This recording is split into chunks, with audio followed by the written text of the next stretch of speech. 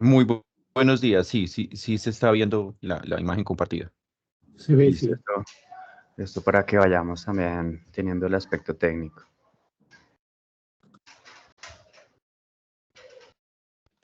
Vamos entonces, en aras de la puntualidad, a dar inicio a este que es nuestro segundo seminario internacional, denominado Metodologías de Investigación Aplicadas en torno a Imaginarios y Representaciones, organizado por la Universidad Santo Tomás, Facultad de Sociología y la Red Iberoamericana de Investigación en Imaginarios y Representaciones. Vamos en ese orden específicamente a trabajar esta que es la mesa 1 Comunicología, que va a estar moderada a mi cargo, y iniciaríamos específicamente entonces con un tiempo de 20 a 25 minutos para que hagamos nuestras intervenciones. En ese orden, comenzaría yo con la ponencia Imaginación simbólica, más media, tecnologías y transformaciones psíquicas. Posteriormente, le daríamos la palabra al ponente Edgar Quispe Mamani con la ponencia Categorías de análisis de los imaginarios sociales, una perspectiva teórico-metodológica para el análisis de la mediatización. Seguiría Yolanda López García explorando los imaginarios sociales de la postdigitalidad, desafíos y enfoques metodológicos. Y finalmente el ponente Hernán Rodríguez Uribe, quien haría su intervención presentándonos medios de comunicación masiva y audiencias, una imbricación compleja desde las representaciones sociales.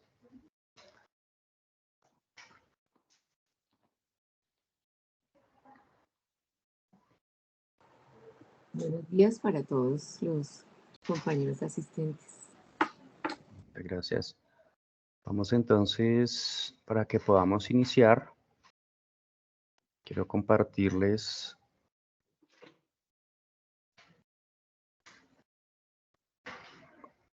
este que va a ser la presentación de mi ponencia, Imaginación simbólica, más media, tecnologías y transformaciones psíquicas.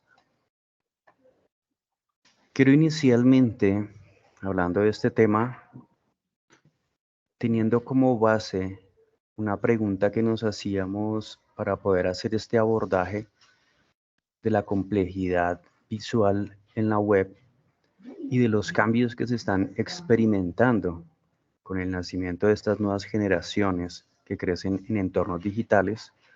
Y básicamente era saber si podíamos fundamentar esa comprensión desde el círculo de Eranos, que es un círculo que tiene como líder a Gustav Jung y que específicamente hace un trabajo muy completo durante el siglo XX. El Círculo de Eranos tuvo una obra muy fructífera y estuvo conformado por teóricos importantes en el campo de la mitología como Kerenji, Campbell.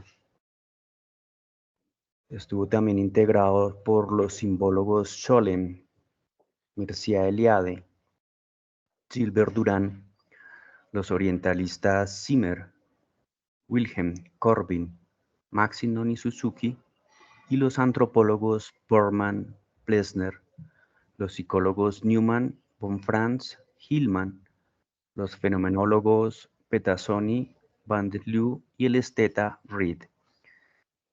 El objetivo de este círculo básicamente era crear una mitología comparada y una hermenéutica simbólica mediadora que permitiera precisamente entender la cultura occidental con relación a los estudios y las bases orientalistas, pero también desde una perspectiva amplia, dar cabida a temas importantes que están asociados a las estructuras culturales y simbólicas que provienen del cristianismo, pero darle también cabida a fenómenos como el paganismo. En esa medida, de una interpretación dentro de las escuelas y círculos que estudian el ser bastante amplia.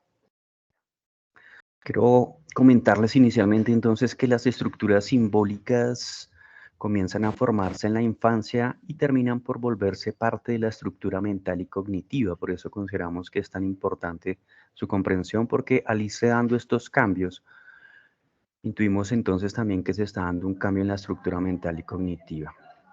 Ella nos permite entonces desentrañar esas profundidades de la experiencia humana, pero también comprender ciertos comportamientos y los cambios estéticos que se vienen dando en la imaginación política y en los nuevos mapas del pensamiento alternativo. Esta generación, sin lugar a dudas, es una generación que viene explorando y retomando muchísimos elementos que provienen de diversas culturas y creando elementos nuevos. Por eso tomábamos como problema inicialmente esa compleja interacción que existe hoy en día entonces entre capitalismo, tecnología y subjetividad por moderna, entendiendo que también los flujos de información y construcción de significado en la web vienen modificándose. Tenemos una alta exposición de contenidos presentes en la web que han generado pues una transformación radical en la estructura social y en la subjetividad individual y colectiva.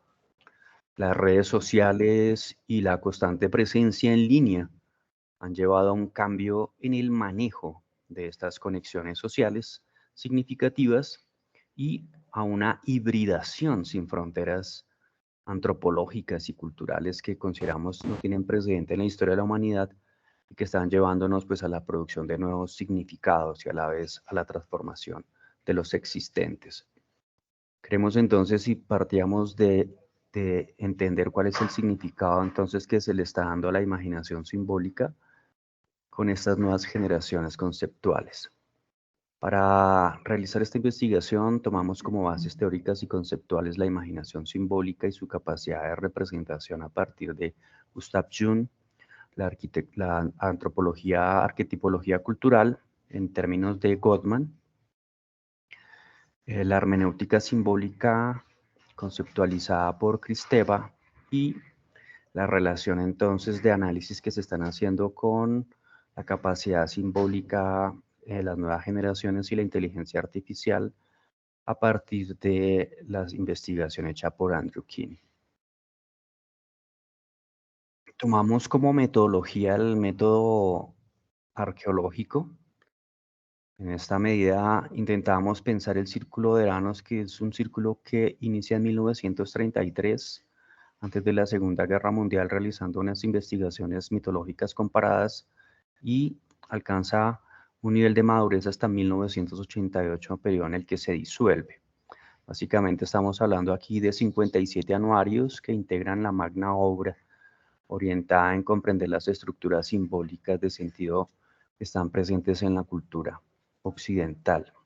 Este círculo específicamente busca generar o estudiar esas correspondencias que hay en la relación entre las diversas categorías mentales y las estructuras simbólicas, llegando pues obviamente a la convicción de que hay un sistema simbólico de fondo que permite reconocer las semejanzas y diferencias entre las culturas y su construcción de sentido.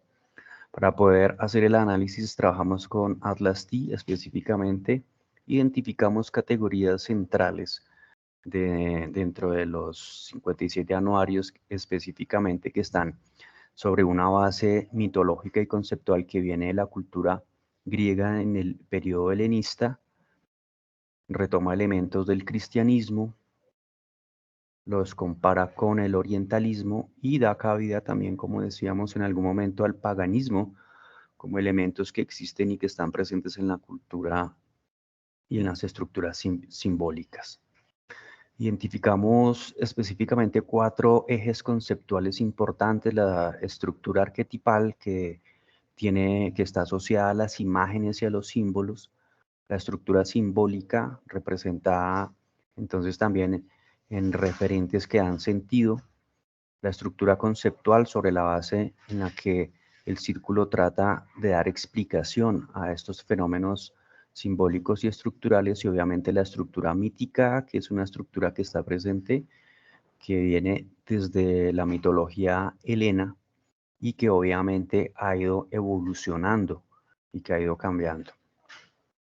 Este periodo maneja una importante o descubre que existe en el ser humano una importante tensión entre los diferentes órdenes que la misma religión nos ha creado, el orden divino, el orden humano social, el orden individual y el orden demoníaco, que son elementos que influyen en nuestra psicología y que determinan nuestra forma de ser. Hay un referente importante que proviene entonces de la mitología de la diosa madre, que es un arquetipo primordial en el que se relaciona el concepto de la diosa como un referente que teje y desteje y que es procreadora y a la vez destructora. Está presente en muchas culturas, incluyendo en la cultura hindú y en culturas también africanas. Otros elementos sobre los cuales pues, se construye esta estructura conceptual y que el Círculo de Eranos descubre que el ser humano alcanza a imbricarlo desde la influencia de la cultura y llevarlo a su estructura profunda, puede encontrarse entonces en las obras de teóricos como Platón y Fausto, en la relación entre el logos y el eros, en referentes asociados a la estructura jerárquica sagrada y a la jerarquía, y obviamente en teóricos importantes como Freud y Nietzsche. ¿Qué representaciones míticas aparecen en estas estructuras de fondo que daban sentido y que dinamizaban las estructuras conceptuales de la sociedad y que se han ido relacionando históricamente? El concepto del héroe que proviene de la cultura helénica? Recordemos entonces los trabajos importantes que hace Homero con la Ilíada y con la Odisea, el héroe que tiene que iniciar un viaje y posteriormente regresa a la familia, y otros que están asociados a temas como el ángel, la relación que ya habíamos dicho, araña madre que todo lo teje y lo desteje, las Sefirot que son diosas del destino, y el ánima y el diablo que es algo que juega en nosotros y que obviamente nos lleva pues, a tomar decisiones. Todos estos elementos, decíamos, nos permiten entonces reconocer que hay unas semejanzas y diferencias entre las culturas y su construcción de sentido, hecha por medio de los mitos, de los símbolos, de los rituales imaginarios y demás sistemas de representación. ¿Cómo influía esta estructura inicialmente basada en el Círculo de Eranos sobre la conciencia y sobre la estructura psíquica del individuo? Esencialmente, vamos a encontrar que existe un referente importante centrado en las figuras femeninas que provienen de este histórico cultural, entre ellas Margarita, Helena y la Virgen María. Estos referentes siempre han sido, Helena fue el motivo de la guerra, la Virgen María está asociada entonces a esa visión sagrada, y estos referentes, dice específicamente desde las estructuras de Jung, entonces, contribuyen en la construcción de la conciencia y del ego y generan un fenómeno de inconsciente personal en el que la culpa, por ejemplo, en términos del concepto de la religión, como un fenómeno que incide, el sacrificio y la crucifixión están presentes. Asimismo, en el inconsciente colectivo aparecen, decimos, estos arquetipos del héroe trágico, es el héroe que se sacrifica, el mártir en la representación de Jesús y obviamente el superhombre, que también Jesucristo es una especie de superhombre que se sacrifica por la humanidad, y obviamente el superhombre Nis, que es un ser también que acepta el destino trágico. Todos estos elementos se proyectan a la realidad a partir del arte, la ciencia, la religión, y obviamente están presentes como referentes culturales, que es lo que estamos resaltando en este mapa estructural de la parte psíquica individual. Encontramos aquí una conciencia universal pues que está presente, decíamos, en todas las figuras femeninas, Margarita, María y Helena, y obviamente un referente muy fuerte en el inconsciente personal, en el complejo de culpa, en el sacrificio y en el inconsciente colectivo, pues estos héroes trágicos y el superhombre. Creemos que estas estructuras cambian con la influencia entonces de la sociedad digital y de la AI. Hoy en día se da un reemplazo simbólico porque hay un nuevo logos que proviene del círculo tecnocéntrico.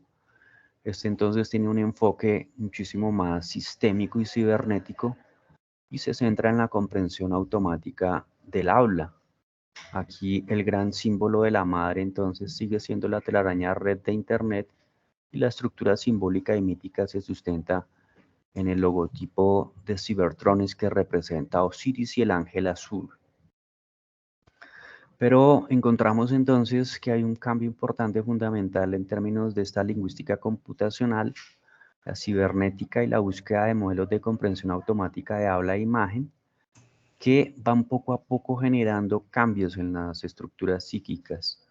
Hay una proyección precisamente entonces en el que el héroe empieza a desaparecer y son los sistemas de computación autónomos, el oráculo en el que antes se interrogaba, hoy es la AI, y son también los nuevos ángeles salvadores, los elementos científico-técnicos. O sea que hay un cambio en estas estructuras de sentido y en las estructuras arquetipales, en la que específicamente esta capacidad de imitación y de transformación de las máquinas para generar imágenes, para generar texto y para generar una función en relación de sentido texto-imagen, nos va llevando a un cambio en el que específicamente aparecen la relación con lo inteligente y la relación también entonces del hombre con la máquina, específicamente el hombre meca, la relación hombre meca con la máquina inteligente, ya sea hacia una estructura de cambio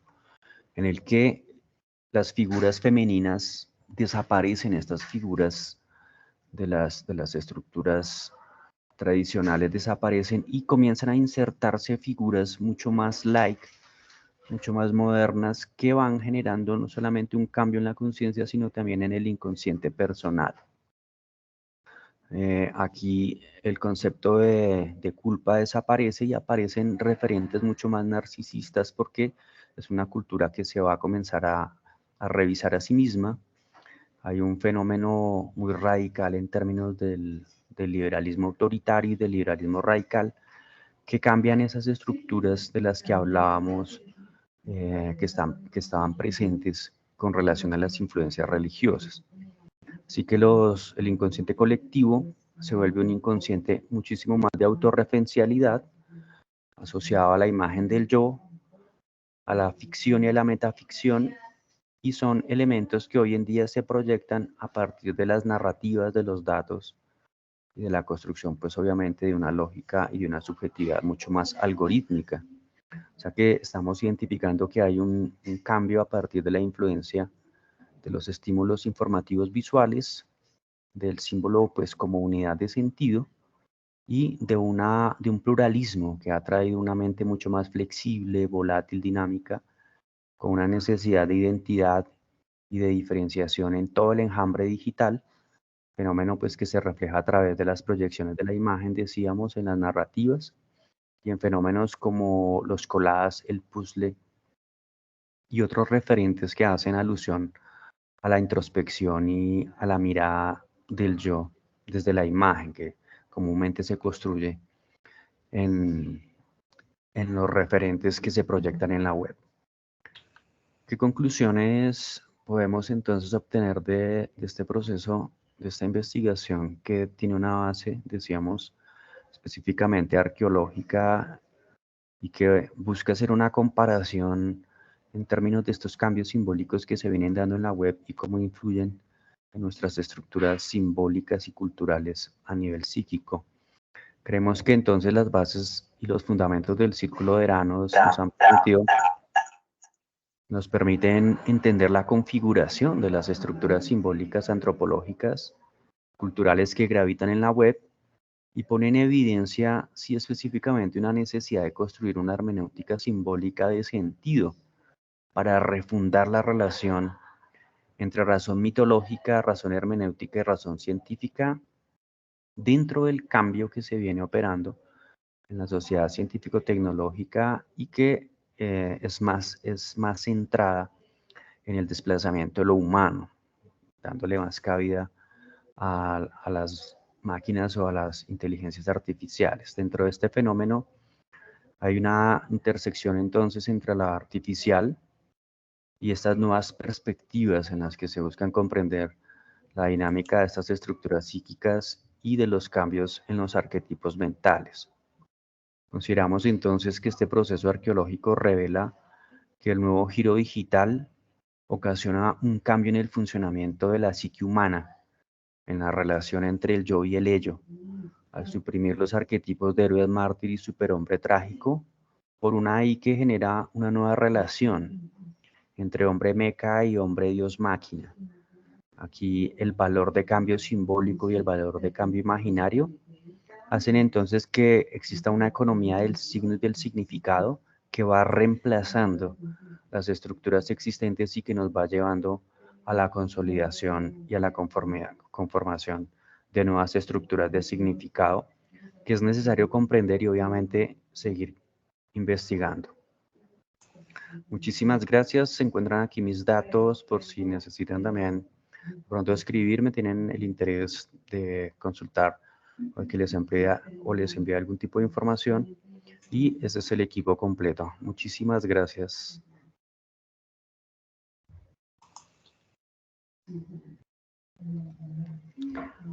Bien, vamos a dejar las preguntas para el diálogo al final. En ese orden es importante escuchar al ponente Edgar Quispe Mamani, quien nos va a hablar sobre las categorías de análisis de los imaginarios sociales, una perspectiva teórico-metodológica para el análisis de la mediatización. Adelante, Edgar.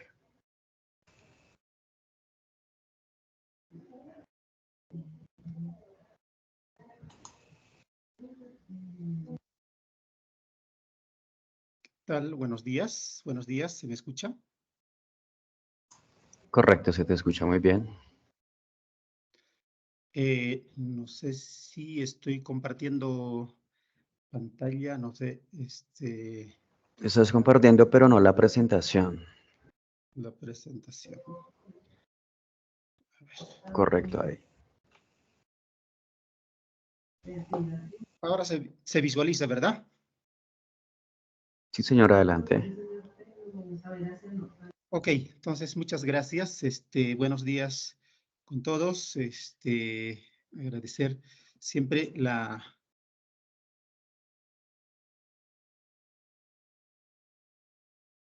segundo seminario internacional, ¿no? En torno a las metodologías de investigación en imaginarios y representaciones. Y agradecer a la comisión organizadora de este segundo seminario internacional, ¿no? Bueno, como pueden apreciar, yo voy a compartir ¿no? Esta propuesta que más o menos he venido ideando, digamos, surgió precisamente en aquel curso, curso efectivamente de investigación sensible que habíamos desarrollado, ¿no?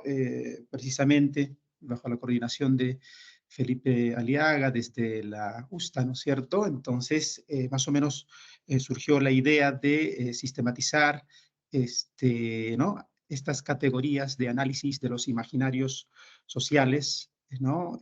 Para ver, digamos, ¿no es cierto?, como una perspectiva teórico-metodológica para el análisis de la mediatización. También he venido, digamos, trabajando con estas categorías en otras, ¿no? En otras temáticas, en otras áreas de investigación. Entonces, sin embargo, en esta oportunidad quisiera compartir más o menos ¿no? Esta idea quizás aún, digamos, primigenia, en proceso de elaboración para ver, digamos, ¿no es cierto?, la posibilidad de dar aplicabilidad de estas categorías de los imaginarios sociales, ¿no? Para el estudio de la mediatización en este caso. Bien, entonces en ese sentido voy a más o menos en qué se centra, digamos, mi trabajo un poco para compartir este proceso, digamos, ¿no? Esta experiencia de investigación aplicando estas categorías, ¿no? La temática en este caso y la problemática de la cual parto, ¿no? Para ver la aplicación, digamos, ¿no es cierto?, de estas categorías de análisis gira en torno a este fenómeno de la mediatización que se ha venido dando en el mundo, ¿no? A raíz de la globalización y digitalización de los medios de comunicación de masas y también ya en los últimos, ¿no? En las últimas décadas, esto de la popularización ¿no? de las redes sociales o los social media, ¿no? Y esto precisamente en el mundo, en el caso peruano, por ejemplo, ¿no? En los últimos 30 años, ¿cierto?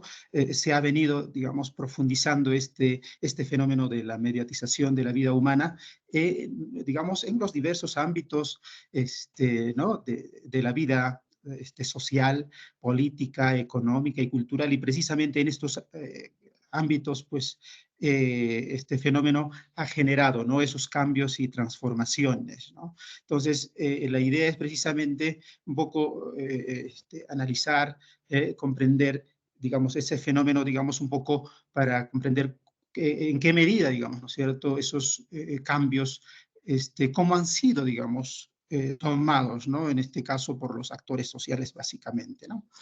Bien, entonces, esa es la temática, la problemática de la cual parto un poco, ¿no? De este rol de los medios de comunicación, ¿no? Tanto las de masas como las de las redes sociales que en estos tiempos se han globalizado, digamos, ¿no? Un poco el objetivo del trabajo y de estas sesiones precisamente un poco dar cuenta de ¿no? La definición más o menos, ¿no?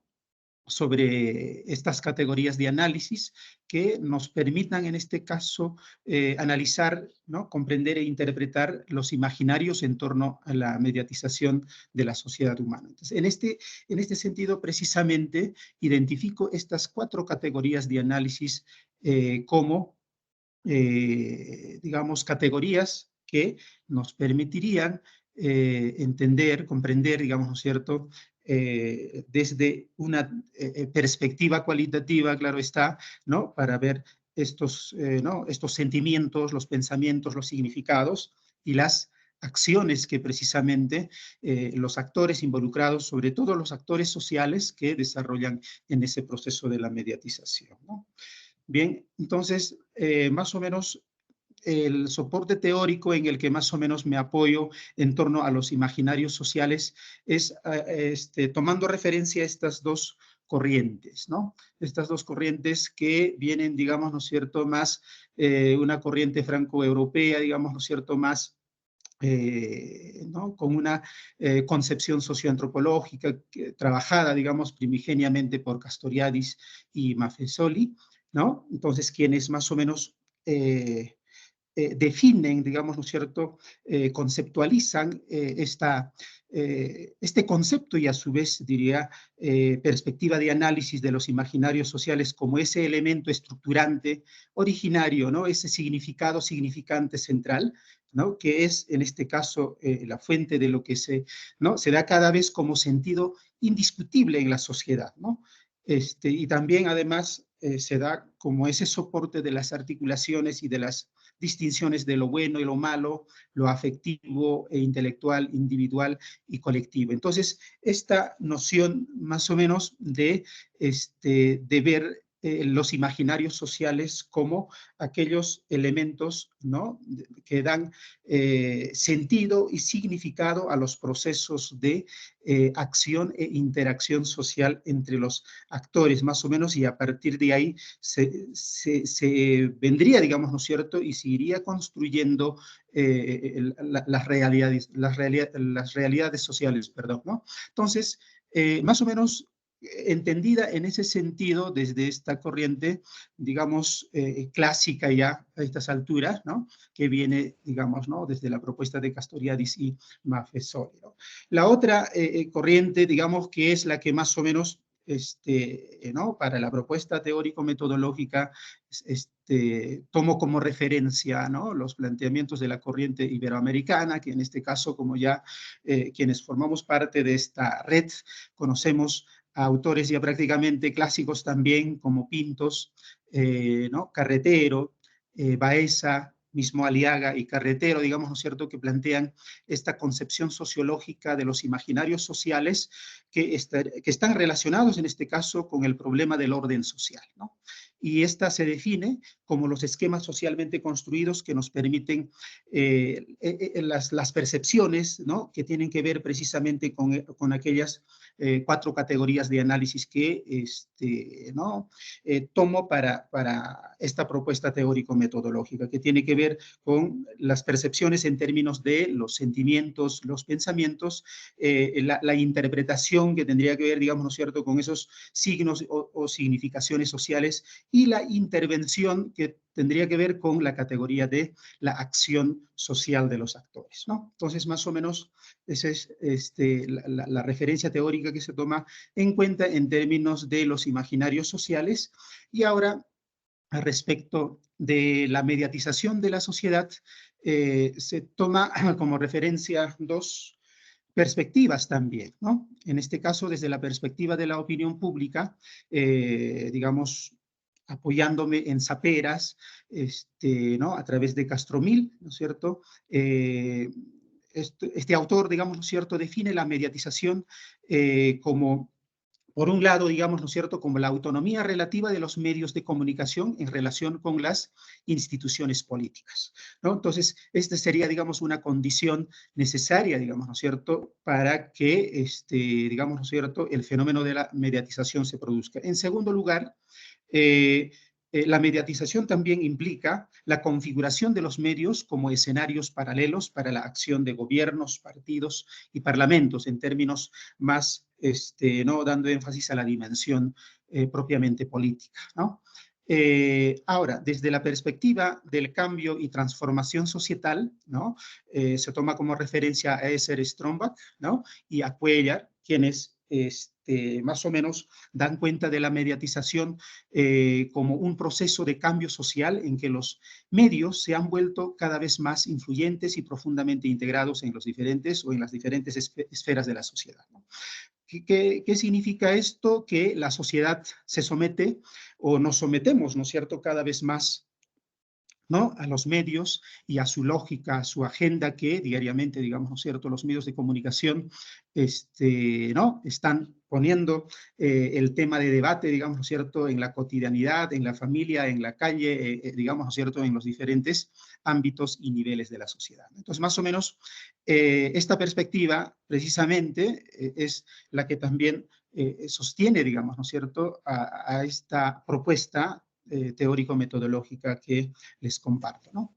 Bien, entonces, esta propuesta teórico-metodológica se enmarca precisamente, ¿no?, en el enfoque cualitativo y dentro del diseño fenomenológico, ¿no?, tratándose precisamente de que la fenomenología está centrado, digamos, ¿no es cierto?, ¿no?, en el análisis, en el estudio de las subjetividades y las intersubjetividades de los actores, más o menos, ¿no? Y precisamente las subjetividades, considerando a los actores sociales como los actores sentipensantes, digamos, ¿no es cierto?, que desarrollan, digamos, ¿no es cierto?, sus percepciones en torno a este fenómeno de la mediatización de la sociedad, ¿no? Bien, entonces, incido, digamos, ¿no es cierto?, en estas 4 categorías de análisis como parte de mi propuesta teórico-metodológica para el análisis de la mediatización, ¿no?, en la sociedad, ¿no? En este caso, incido en los sentimientos, pensamientos, significados y acciones, ¿no? Ahora, un poco, como quiera, aquí el propósito digamos, ¿no es cierto?, de este trabajo es precisamente dar cuenta un poco, más o menos, en qué sentido introduzco estas categorías de análisis para el análisis, la comprensión de la mediatización. Entonces, ¿no?, en este caso, los sentimientos, desde la perspectiva de Weber, ¿no?, es aquella dimensión no racional, que precisamente sería, digamos, esa dimensión desde la cual, digamos, se originan, digamos, ¿no es cierto?, los procesos de acción racional, digamos, ¿no es cierto? Originariamente, primigeniamente, digamos, ¿no es cierto?, esa dimensión racional es la que dinamiza, digamos, ¿no es cierto?, los procesos de acción racional más adelante, como también podríamos hacer referencia a George Simmel, a mismo George Schmidt, Blumer, digamos, ¿no es cierto?, desde el interaccionismo simbólico también identifican, digamos, ¿no es cierto?, como ese primer momento, esa primera fase del acto social, digamos, ¿no es cierto?, que es esa dimensión no racional, instintiva, emocional, digamos, ¿no es cierto?, de los actores, ¿no? Y en ese sentido, el mismo Weber identifica, digamos, ¿no es cierto?, que aparte de esa racionalidad instrumental de la que nos habla, digamos, ¿no es cierto?, en su ética protestante y del espíritu del capitalismo, ¿no es cierto?, que eso es lo que, digamos, explícitamente podríamos visualizar. Sin embargo, ¿sí?, aparte de esa racionalidad instrumental, también tenemos esa dimensión emocional que, inclusive, digamos, ¿no es cierto?, anterior a esa racionalidad, pues, dinamiza, ¿no?, los procesos de acción e interacción de los actores, ¿no? Eso por un lado. Por otro lado, tenemos, digamos, el planteamiento de Maffesoli, digamos, ¿no es cierto?, que esa dimensión no racional sería aquella razón sensible, dice, ¿no es cierto?, que esta dimensión o este concepto de la razón sensible no es racionalista, nos propone en ese sentido Maffesoli, ¿no es cierto?, que precisamente eso conecta con esta perspectiva de lo imaginario que tiene que ver, digamos, ¿no es cierto?, con nuestra mirada, nuestra perspectiva desde los imaginarios sociales, ¿no? Y en ese sentido es que precisamente Maffesoli también sostiene de que la socialidad orgánica, dice, en estos tiempos de la posmodernidad, se traduce en la llamada solidaridad societal. Esta, ¿no es cierto?, solidaridad societal está basada, sostienen, digamos, ¿no es cierto?, más en las atracciones, en las repulsiones y precisamente en las emociones, que en los propios actos racionales más adelante vamos a ver, digamos, con Weber, por ejemplo, ¿no es cierto?, la acción racional basado, digamos, ¿no es cierto?, en leyes o etcétera, digamos, ¿no es cierto? Entonces, pero en este caso, Maffesoli sostiene que precisamente hoy lo que está dinamizando a la sociedad son más ese lado, esa dimensión emocional, ¿no?, en la vida cotidiana, ¿no? Entonces, más o menos es en ese sentido que se aborda y se toma en cuenta, digamos, ¿no es cierto?, para entender esta categoría de análisis, ¿no es cierto?, para la comprensión de, digamos, ¿no?, del proceso o del fenómeno de la mediatización, ¿no? Ahora, la segunda categoría de análisis está referido a los pensamientos, ¿no? Los pensamientos podemos, digamos, ¿no?, dar tres miradas, ¿ya? Primero, como una construcción psíquica, en este caso el pensamiento, nos dice Peirce en Ramírez y Aliaga, ¿no es cierto?, que se traduce, dice, en ideas que están en la mente en forma de signos, ¿no?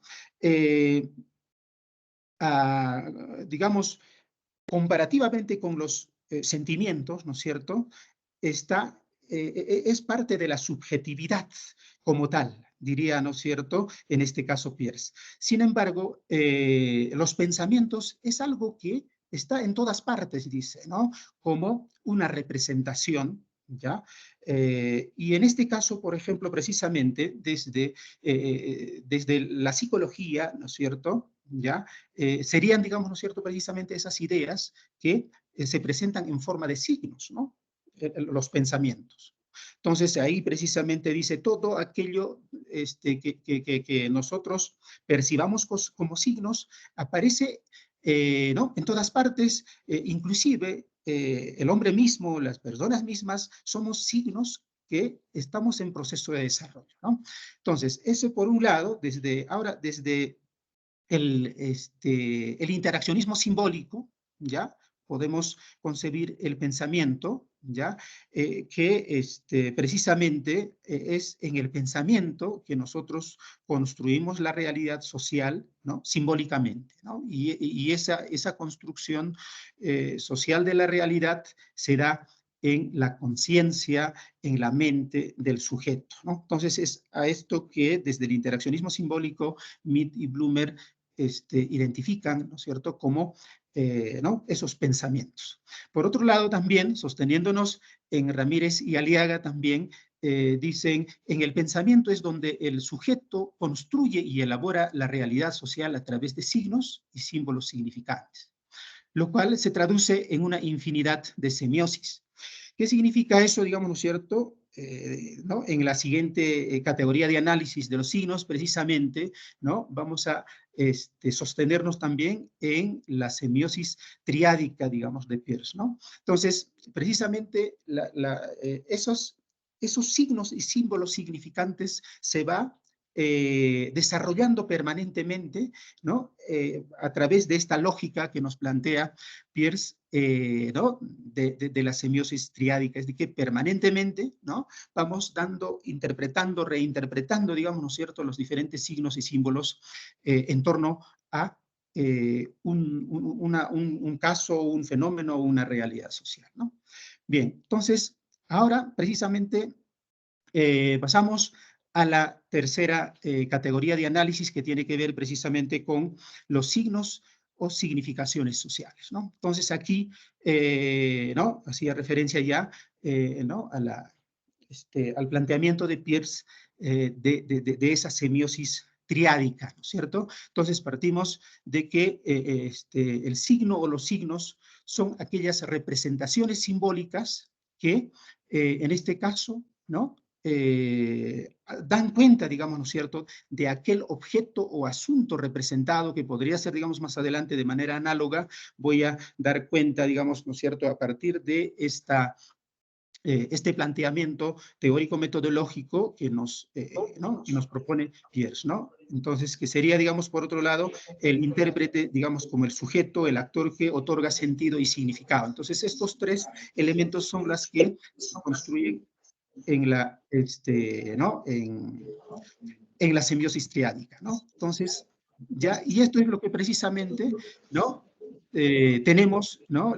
Respecto de la mediatización de la sociedad.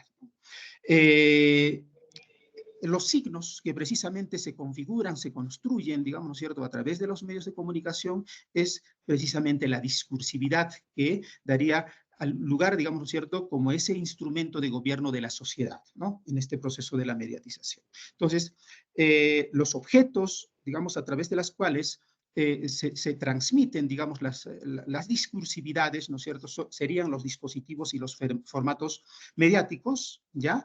Y en ese proceso juegan un rol importante mediador o intermediador, diríamos, ¿no es cierto?, los comunicadores y los periodistas, ¿no es cierto? Eso es lo que, digamos, ¿no es cierto?, en términos, ¿no es cierto?, teórico-metodológicos, podemos entender que se configura como una especie de una cultura mediática en ese proceso, ¿no? Entonces, básicamente eso. Finalmente ya, con la cuarta categoría de análisis respecto de la acción social, ¿sí? Me apoyo básicamente, digamos, ¿no es cierto?, en los planteamientos teóricos de Weber, ¿no es cierto?, para de que estas cuatro concepciones, digamos, de la acción social, digamos, una basada en, digamos, ¿no es cierto?, en las normas, en las leyes, digamos, ¿no es cierto?, en la racionalidad legal, ¿no? Otra que está basada en los valores, ¿ya? La otra, digamos, ¿no es cierto?, que en la acción social afectiva y emotiva, estas también relacionadas con la acción social tradicional, que en el fondo, digamos, para la comprensión de la acción social de los actores, se bifurcan, digamos, ¿no es cierto?, en ese proceso, ¿no? Bien, entonces, para no dilatar mucho más tiempo, entonces, más o menos las conclusiones a las que he podido llegar, digamos, ¿no es cierto?, con esta propuesta es que el análisis, comprensión e interpretación del fenómeno de la mediatización de la sociedad humana puede ser abordado desde la perspectiva de los imaginarios sociales basado en los sentimientos, pensamientos, signos o significaciones sociales y las acciones de los actores sociales involucrados en el fenómeno social, ¿no? Entonces, se ha, digamos, ¿no es cierto?, se ha realizado también un estudio sobre la mediatización de la política y precisamente con eso, digamos, se complementa, digamos, ¿no es cierto?, esta propuesta que hago, digamos, ¿no es cierto?, en esta sesión. Finalmente, la categoría de análisis dinamizadora de los imaginarios sociales para el estudio del fenómeno de la mediatización de la sociedad humana es el signo o las significaciones sociales, puesto que tanto la dimensión no racional como racional y la acción social son signos, ¿no?, a través de los cuales los actores sociales interpretan y construyen la realidad social mediatizada, ¿no? Entonces, eso es lo que así rápidamente les puedo compartir. Muchas gracias por su atención. Muchas gracias, doctor Edgar Quispe. Vamos también formulando las preguntas para que en el espacio de diálogo se las planteemos a los ponentes. Vamos a darle paso a Yolanda López García, quien nos va a hablar sobre la exploración de los imaginarios sociales en la postdigitalidad, desafíos y enfoques metodológicos. Adelante, Yolanda. Gracias, ¿qué tal? Buenas tardes.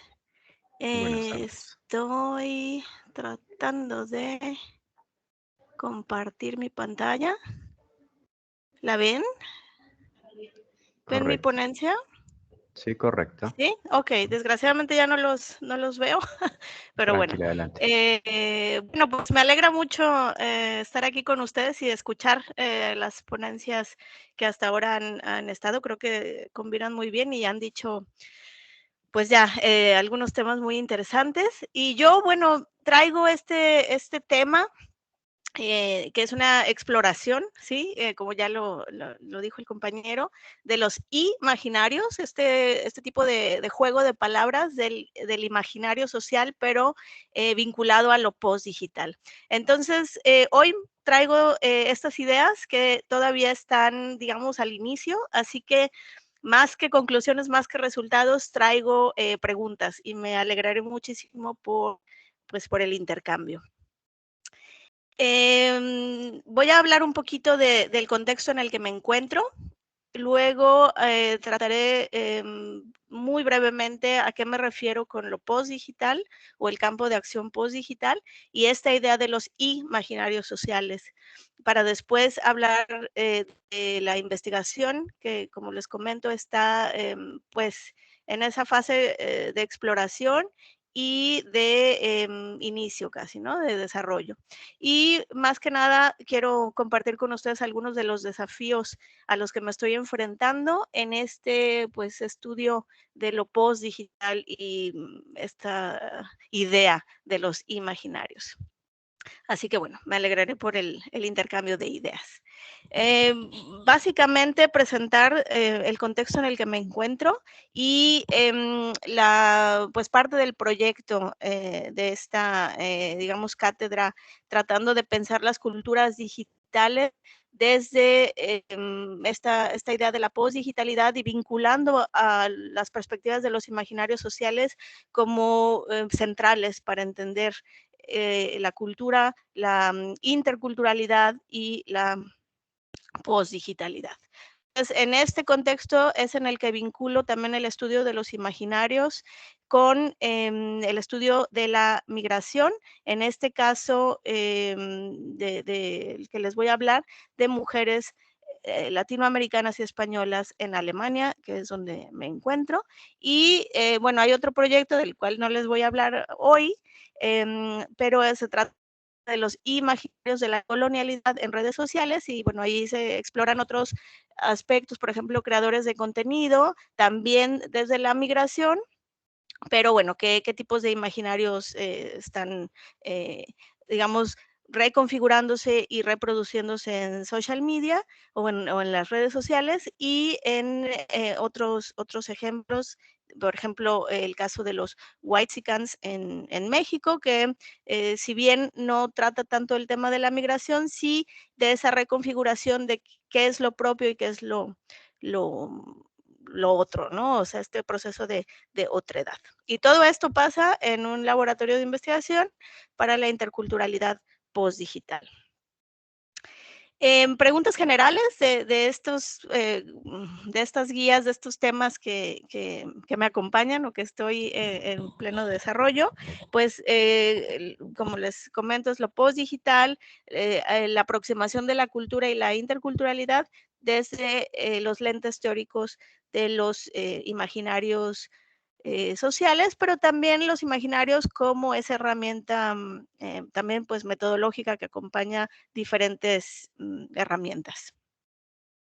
Entonces, bueno, preguntas generales, ¿cómo podemos abordar esta interculturalidad, estos fenómenos sociales, esta, digamos, reconfiguración de sentido, tratando de abarcar lo que pasa en esta mediatización profunda, en esta cuestión de lo digital, pero contando también lo que pasa en lo offline, digamos, ¿no? En lo fuera de línea y en la parte en línea, que ya no puede verse dividida por una frontera, ¿no? O sea, hay una continuidad, y a eso voy enseguida con la explicación de la postdigitalidad. ¿De dónde parte también un poco pues mi investigación? Parte de la investigación doctoral de los imaginarios de la migración a través de las historias de vida de migrantes mexicanos en Alemania, donde lo digital sí formaba parte, ¿no? Como motivación, sobre todo en algunos casos para migrar, pero no estaba tan, digamos, tan central, ¿no? Entonces, de aquí parte un poco qué pasa con estas personas que vivimos digamos, en un contexto migratorio y en este constante, pues, uso, constante, digamos, vinculación con los medios digitales, con la mediatización profunda, y que a veces pasa a ser ya como pues parte de rutinaria, ya no la percibimos como algo fuera de lo común, ¿no?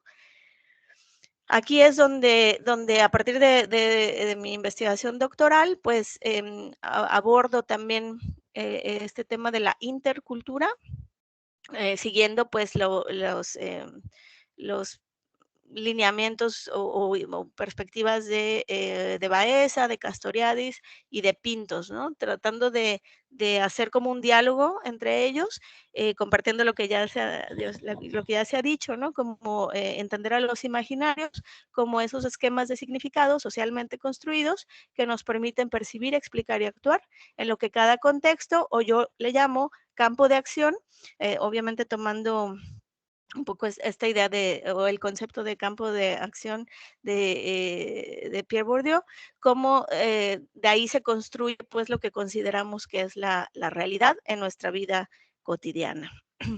También tomo de Charles Taylor lo que pienso que es muy importante en los imaginarios que se considerarán dominantes o institucionalizados, como esa creación de sentido común, ¿no? que percibe o que hace que tengamos prácticas comunes, o esa intersubjetividad, y muy importante ese sentido de legitimidad, ¿no? que ya no se cuestiona, entonces pasa a ser digamos, el imaginario dominante, ¿sí? Aquí tomando esta imagen de estos conceptos de Castoriadis, bueno, lo institucionalizado, lo institucionalizante, ¿no? Ese imaginario social y el radical, ¿no? Y cómo hay una, digamos, dinámica constante, ¿no? Pues caótica en sí, ¿no? O sea, aquí se ve un poco como o lo uno o lo otro, pero debe ser tomado esta idea como pues constante vaivén, ¿no? O bueno, el magma, digamos, ¿no? Ese fluir de significaciones, pero aquí tomando ese caos, digamos, que si llega a legitimarse y si llega a institucionalizarse, pues podríamos entenderlo como imaginarios dominantes que dan cierta estructura, que permiten tener ciertas fijaciones que podemos entender también como cultura, ¿no? O sea, algo que se culturaliza, algo que se vuelve conocido, que se vuelve plausible, que se vuelve parte de nuestra rutina, de nuestra vida cotidiana y por ende no se cuestiona, ¿sí? Un entendimiento de cultura muy de la mano de conceptos como el mundo vida de Berger y Luckmann, ¿no? Y en este caso la interculturalidad entendida de forma pues abierta, de forma emergente, donde los agentes o los actores o individuos percibimos por momentos a veces esta sensación de lo desconocido, ¿no? O sea, de no entender qué pasa, no saber qué pasa en esa, o sea, algo que no es plausible, algo que nos es desconocido, que puede que se vuelva dominante y puede que se vuelva cultura, ¿no? O sea, puede que se vuelva algo que ya no cuestionamos. Aquí, bueno, en los imaginarios dominantes puede ser un ejemplo que es para mí muy, pues, ya obvio, ¿no? O cómo se genera poder, cómo se genera esa cohesión, ese cemento, ¿no? Del que habla también Maffesoli, como la comunidad imaginada de Benedict Anderson para entender la nación, y también pensando pues el poder y la colonialidad, por ejemplo, también como estructuras pues fijas que siguen siendo presentes y que vemos en, pues en la estructura actual de la matrix de poder que divide también a clases sociales, que divide a los individuos, digamos, en estas categorías que también son imaginadas, pero que siguen teniendo cierto poder, ¿no? O mucho poder.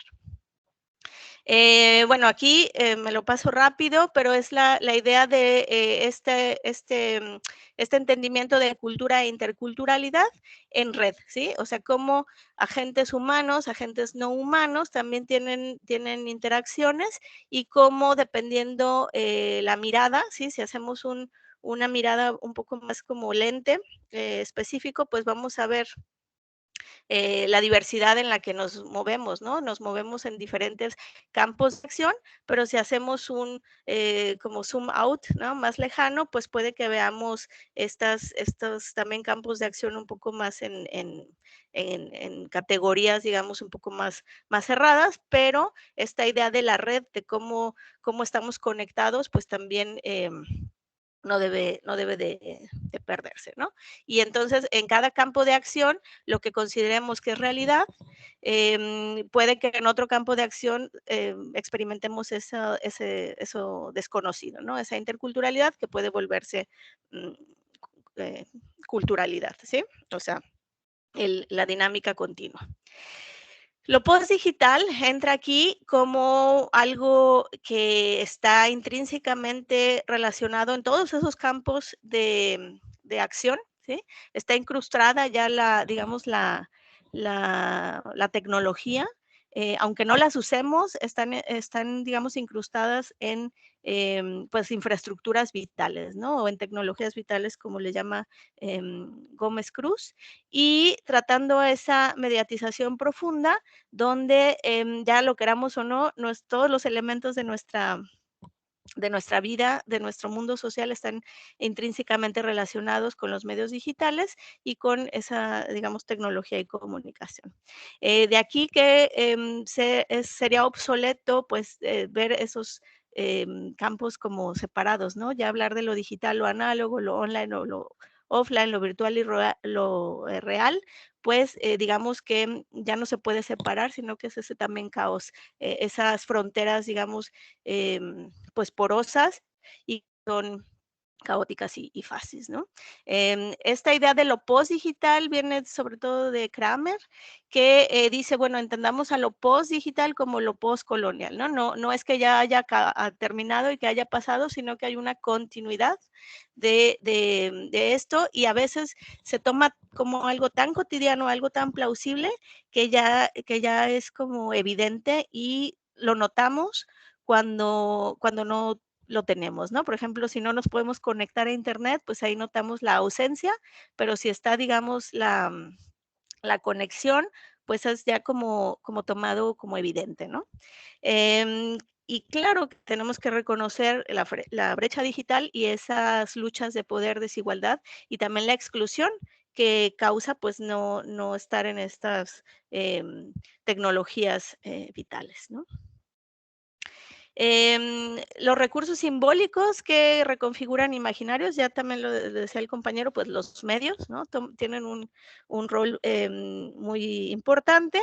En mi proyecto de doctorado también yo identificaba ¿no? personas pues conocidas, figuras, el turismo, ¿no? Todas esas imágenes que tenemos sobre el turismo, la educación, la escuela, ¿no? Cómo también genera imaginarios también dominantes. Y en el caso de mi investigación, pues eran las historias que los migrantes contamos, ¿no? Esas historias de éxito que también reconfiguran nuevos imaginarios. En este contexto de la postdigitalidad, podemos tomar como ejemplo también pues los medios, ¿no? También los medios ya como las redes sociales o los sitios de redes sociales, las personas muy conocidas como los creadores de contenido, los influencers, e igualmente las historias que migrantes contamos, ¿no? Haciendo estas historias de Instagram o contando nuestras pues nuestra cotidianidad, ¿no? Hay muchos blogs, hay muchos videos en YouTube, ¿no? Donde cuentan la historia de X, Y en tal lugar, ¿no? Entonces, eso también cómo va reconfigurando esos imaginarios, ¿no? Pienso, me atrevo a pensar en los imaginarios sociales como imaginarios, en esta idea de lo postdigital, de que ya no se puede dividir, digamos, lo online de lo offline, ¿no? Lo en línea o lo fuera de línea. Y tomo esta idea a través de Alberto Romele. Él habla de la imaginación, la imagination, tomando como la imaginación electrónica o digital también parte de la reconfiguración pues de las culturas algorítmicas, de todas estas facultades interpretativas que tienen las máquinas, que también van con la imaginación productiva, y eso él lo toma de Paul Ricoeur, ¿no? O sea, más a través de esta reorganización del sentido. Entonces, tomando también lo que el compañero Cabrera Altieri toma como esa, digamos, esa función que tienen los algoritmos de reducir complejidad, ¿no? De darnos cierta orientación, puede leerse, puede vincularse con esta idea de pues del mundo, del mundo cotidiano de la vida, ¿no? O sea, de esto que tomamos como lo evidente, como lo dado por hecho, lo normal, lo típico, y cómo en la postdigitalidad también empezamos a tener ciertos marcos de referencia según lo que uno de like, según lo que uno empiece digamos, a consumir también por los medios digitales, ¿no?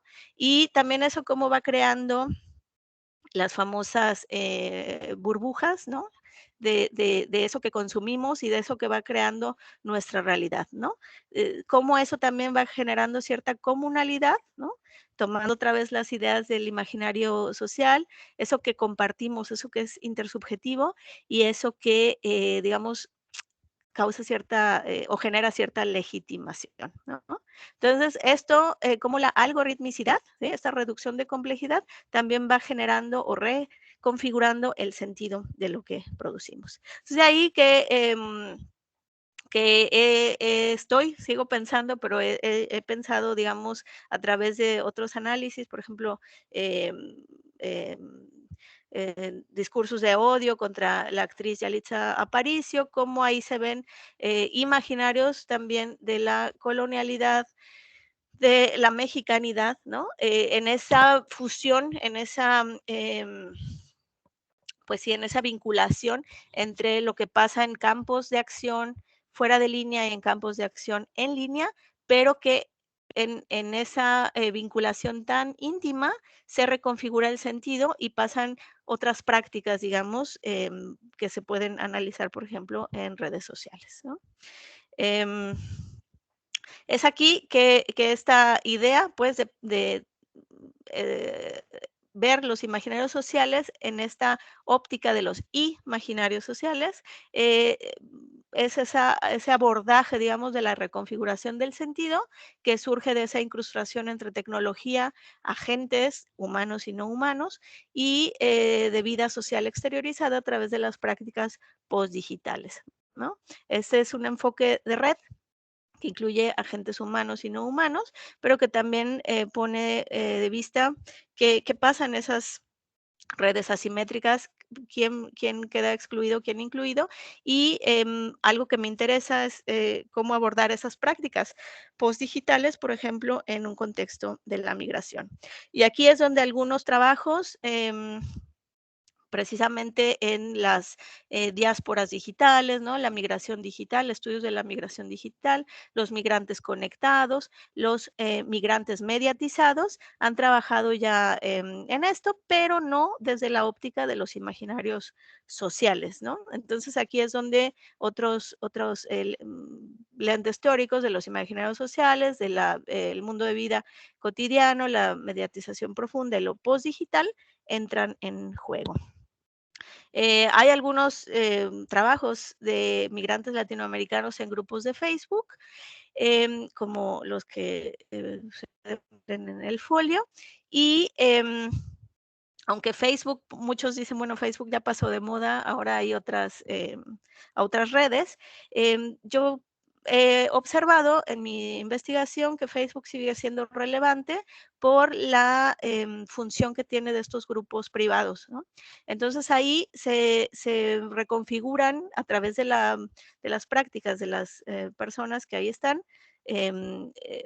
actuando, ¿no? Generando comentarios, un imaginario de pertenencia, de compartir un sentimiento de origen común, ¿no? Migrar al mismo lugar y cómo desde América Latina pues se va generando eso de, ok, sobre todo aquí en lo que he investigado de Alemania, cómo estamos en un mismo lugar y cómo tenemos esa, digamos, comunalidad o algo común de ser migrantes, ¿no? Y cómo a través de Facebook se pueden compartir esos intereses comunes, esos mismos problemas y la idea de vivir la misma experiencia. Algunos métodos o algo que ha regido, digamos, desde mi doctorado, es esta idea del bricolaje, ¿no? Esta idea de Quincheloe, de decir, bueno, tenemos nosotros nosotros investigadores, ¿no? La agencia de elegir qué métodos, qué herramientas y poderlas reconfigurar según el caso que estemos analizando, y nos alejamos así de, digamos, recetas pues fijas, ¿no? De cómo es el método, que a lo mejor no entra en lo que estamos investigando, ¿no? Entonces, la gran pregunta es, ok, ¿cómo podemos imaginar la investigación de lo postdigital y cómo podemos ponerla a la práctica?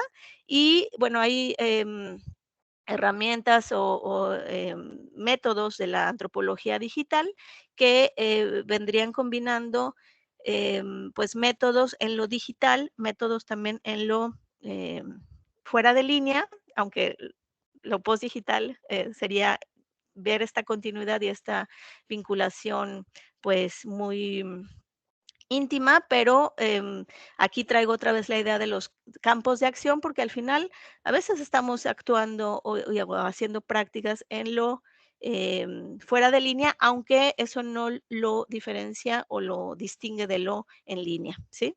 Entonces, bueno, aquí la idea es de este set de herramientas, ¿no? De la antropología digital, también estaría la netnografía, que esa sí va más hacia tomando lo digital como lo principal, ¿no? O sea, lo que pasa, digamos, en la red, sin la necesidad quizá de hacer una entrevista o de hacer un encuentro en otro campo de acción en persona, por ejemplo, ¿no? Entran también las tensiones entre los, sí, los retos, ¿no? ¿Qué hacemos con tantos datos, no? Big data, pero también la idea del thick data, ¿no? O sea, de esta comprensión más, pues cualitativa, pero también que no se deja llevar por las grandes cantidades de datos, ¿no? Que a veces tendemos a decir, sí, bajo tantos comentarios, ¿no? Pero también como la opción de decir, bueno, me voy a enfocar hasta en uno, ¿no? O sea, en uno tan profundo que nos alejamos de esa necesidad de cuantificar, ¿no? Y bueno, el análisis temático también como un método un poco más libre de algunas pues exigencias también ¿no? De querer representatividad, de querer generalizar, ¿no? Sino distinguir qué temas hay, qué temas están generando sin esa necesidad por ejemplo, lo que sería la grounded theory, ¿no? Y bueno, también esa posibilidad de ver las historias de vida o las entrevistas tan más abiertas también como algo único, ¿no? Algo único que aunque se encuentren cuestiones comunes con otros, se puede hacer como un tipo de enfoque más profundo, pero también un enfoque más, digamos, hacia afuera para ver esas comunalidades, ¿no? Entonces, de todo esto, la gran pregunta es, okey, ¿cómo lo hacemos, no? Y en eso es bueno, parte de la pregunta que, para la investigación específica con mujeres, latinoamericanas españolas, estoy utilizando la etnografía, o sea, viendo qué pasa en esos grupos de Facebook. También en el proceso de realizar entrevistas semi estructuradas, tanto en línea como fuera de línea, y la idea de también hacer grupos focales, ¿no? Eso es todavía es mi idea. Lo que se quiere saber es, bueno, conocer la situación, porque es algo que no se conoce, porque no son los grupos de personas migrantes como de mayor cantidad, digamos, pues en Alemania, ¿no? Hay otros grupos, entonces la vida de estas mujeres es como que no se problematiza, sin embargo, lo que se lee en esos foros, pues deja ver otras realidades, ¿no? Entonces, la intención es conocer qué pasa, ¿no? De manera más explorativa, identificar y analizar temas y también estudiar qué rol juega la digitalización o la postdigitalización en su vida transnacional, ¿no? Y aquí la idea también es llevar esta horizontalidad de la investigación, que de ellas mismas surjan sus necesidades, ¿no? Y esto sería, por ejemplo, en un grupo, bueno, en varios grupos focales, la idea de vincularlo. Desafíos, ¿no? ¿Qué hacemos con lo ético? Es la pregunta que sigue acompañando, aunque sabemos del consentimiento y obviamente se tiene conciencia y respeto por eso. De todas maneras, son grupos de hasta miles de personas que, bueno, están ahí interactuando, entonces es como un constante desafío cómo trabajar esa información, ¿no? La etnografía dice, bueno, haz un foro, digamos, un campo donde ahí interactúen, pero también eso cambia, digamos, las reglas sí, las reglas de la interacción o también pues esas prácticas que cada grupo va construyendo, ¿no? Entonces, pues es un desafío y, en sí, además de que se debe de tener en cuenta el consentimiento, pues también ya cuestiones más prácticas, ¿no? Como obstáculos, por ejemplo, de descargar cierta información, qué hacer con tanta información, la rapidez, todo lo que uno pierde también, ¿no? Porque aunque sí se generan, digamos, ciertas rutinas de investigación, pues es bastante rápido a veces, ¿no? Entonces, también se pierden temas, ¿no? Entonces, eso es algo que también se debe de tener en cuenta. Y bueno, aquí partes de esta, pues, interés de conocer la vida cotidiana postdigital es qué papel desempeñan esos sitios de redes sociales en la vida cotidiana de estas mujeres, qué temas emergen, qué son los temas más comunes e intensos, cuál es su situación al final de cuentas que no conocemos y al final, por lo que se ha observado hasta ahora, se trata también de mejorar la vida, ¿no? De mejorar la integración o las estrategias para sentir pues que la integración está, funciona mejor, ¿no? Que digamos qué prácticas tienen, ¿no? Qué recursos y qué prácticas son las que tienen.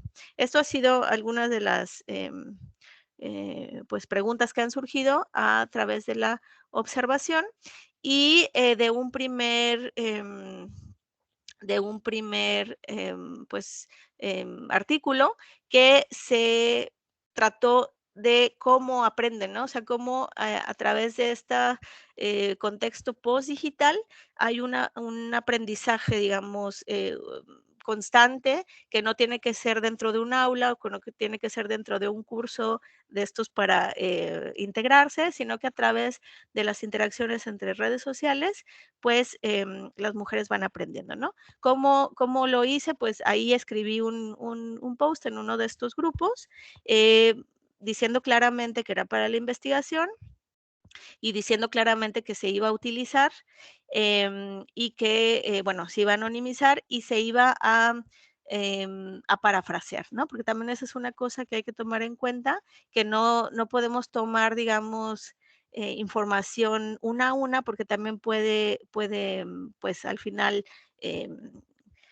buscarse en internet y se puede llegar a ella, ¿no? Entonces también es otro de los desafíos, ¿no? Cómo parafrasear o más bien la conciencia de parafrasear y no tomar citas a veces, pues, textuales, ¿no? O sea, aquí como un ejemplo de este artículo, pues era lo que ellas contestan de para qué les sirve ese grupo, ¿no? Para aprender de las experiencias, para ayudarse, ¿no? Entonces ahí es también uno de los resultados, pues esta solidaridad que al final se genera en lo digital, que también atraviesa lo digital, ¿no? O sea, es una práctica postdigital ayudar a otras mujeres en situaciones de, pues, difíciles, ¿no? Hasta dando dinero o mandando, no sé, haciendo intercambio de ropa, haciendo prácticas que salen, digamos, de esos grupos de Facebook. Al final se ve pues que es una red de apoyo muy importante y al final es ese sentimiento de no estar tan sola, ¿no? Es esta generación de lo común, ¿sí? Y de la experiencia de vivir circunstancias similares. Esto solo es un ejemplo, pero la investigación sigue porque hay otros temas.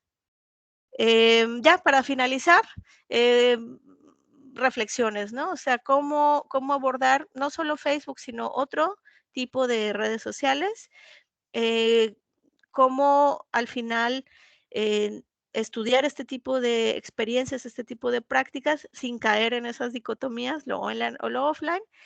Yo lo he encontrado en visualizar los campos de acción. Y bueno, algunas otras experiencias de esta mediatización profunda en personas que viven en la migración y la idea pues de pensar los imaginarios sociales como imaginarios, ¿no? O sea, vinculación de lo postdigital y bueno, considerar los aspectos éticos y también creernos con esa agencia de pues de formar, digamos, nuestro propio camino y a mí me ha servido la perspectiva del bricolaje. Muchas gracias. Aquí también mis datos. Gracias. Ok, muchísimas gracias, profesora Yolanda López.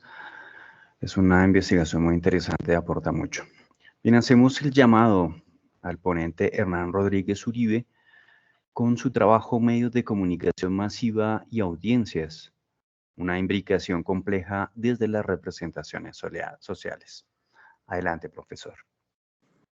Buenos días a todos. Estoy con la profesora Mabel Farfán, que es también la coautora de la investigación que vamos a poner a consideración de ustedes en un tema que para nosotros es muy relevante, que tiene que ver con, recogiendo un poco el espíritu de este encuentro, hablar de metodologías, cómo las representaciones sociales son una metodología holística que nos permite mirar integradamente esa imbricación entre la producción mediática y las audiencias. Porque hay como una tendencia a hacer muchos análisis de medios que se quedan en el medio como tal, en los medios como tales, y no trascienden a esa parte importante que tiene que ver en esa interacción, esa relación dialéctica con los medios que son las audiencias. Entonces, para nosotros es supremamente importante este aspecto que vamos a poner a consideración. Discúlpenos un segundo, estamos tratando de compartir.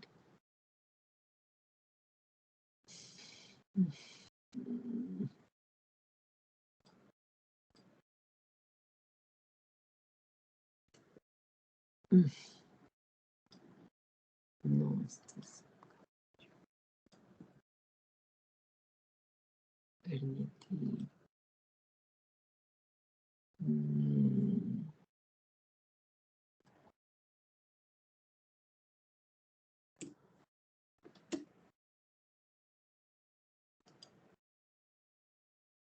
¿Nos pueden, por favor, informar si están visualizando la imagen?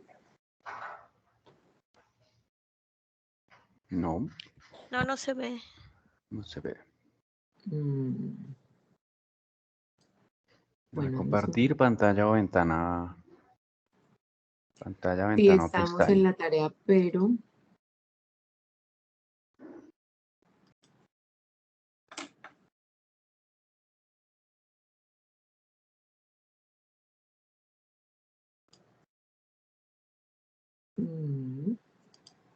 ¿Y ahora? No, No se visualiza. no se visualiza. Discúlpenos un segundo, es que... Está en la queremos- parte superior derecha de su pantalla, donde dice comparte o comparta, ¿no? Sí, sí, lo La, estamos haciendo, estamos siguiendo el camino, pero...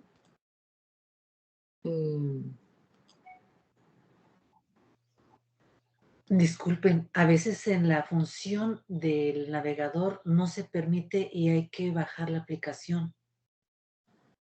no.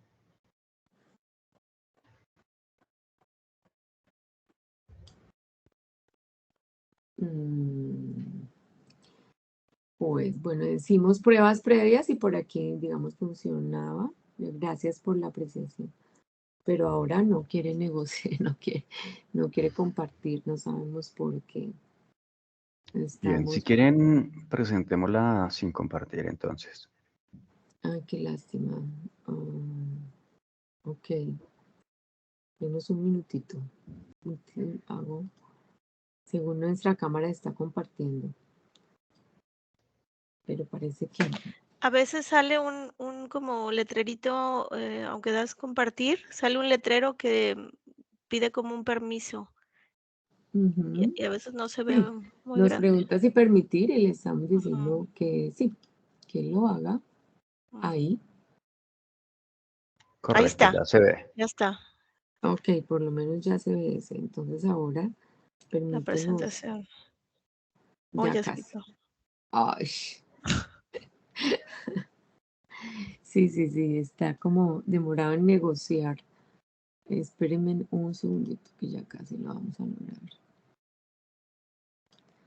porque está compartiendo, pero el programa, pero no nuestra presentación. Dijimos pantalla.